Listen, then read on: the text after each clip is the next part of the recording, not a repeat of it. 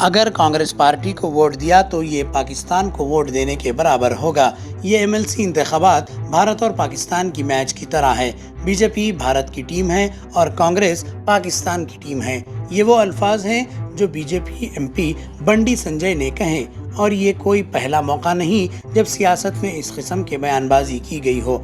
ऐसे बयानात न सिर्फ अवाम के जज्बात को भड़काते हैं बल्कि जमहूरी इक़्तिदार के भी खिलाफ हैं। सियासत का मकसद अवाम को तकसीम करना नहीं बल्कि तरक्की और खुशहाली के लिए काम करना है।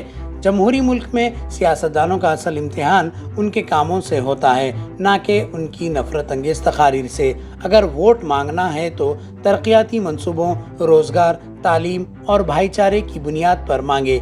ऐसे सियासत करें कि अवाम खौफ और नफरत में मुब्तला ना हो बल्कि अमन और तरक्की के जज्बे से आगे बढ़ें। याद रखें, कौमें नफरत से नहीं बल्कि इत्तेहाद और तरक्की से आगे बढ़ती हैं।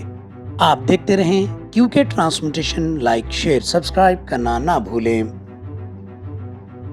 మాది భారత్ జట్టు ఇండియా టీం వాళ్ళది పాకిస్తాన్ టీం. ఓటర్లు ఆలోచించుకోవాలి.